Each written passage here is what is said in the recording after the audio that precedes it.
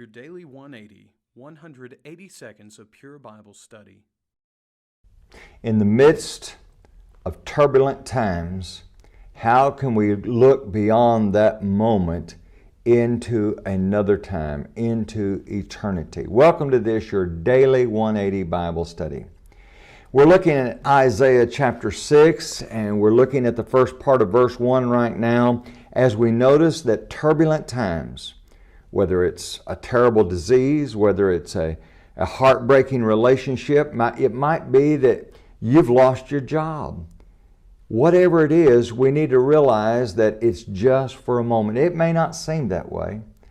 I've known people that have suffered with horrible diseases for years and years, but in the big scheme of things, if you're a faithful child of God, it's just for a moment. And because of that, we're able to have a different attitude about life. Isaiah saw that King Uzziah was dying, and he was concerned about that, but that's just for a moment in the big scheme of things.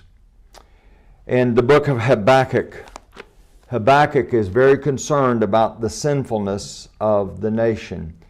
And he says to God, God, how long are you going to allow your people Judah to behave like this? When are you going to do something? And God says, I'm going to do something, but you wouldn't believe it if I told you. And sure enough, he tells Habakkuk, and Habakkuk can't believe it, because God says, I'm going to bring in the Chaldeans. And that nation is going to chastise my people because of the sin that they've been engaged in. And Habakkuk just cannot imagine that, and he's distraught about it. But he finally comes to the point that he accepts it. And listen to his attitude as he closes out the book of Habakkuk with this beautiful hymn.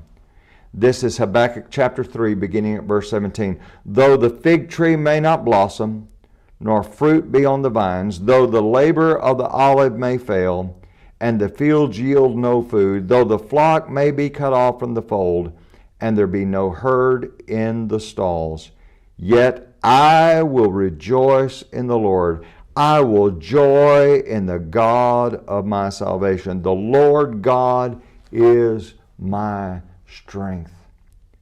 You know, when you have that solid relationship, now don't misunderstand me, I'm not saying it's not going to hurt when a relationship falls apart. I'm not saying it won't hurt when a loved one dies from a terrible disease. But we're able to look beyond that to something more beautiful and more wonderful. Join us again tomorrow for your Daily 180.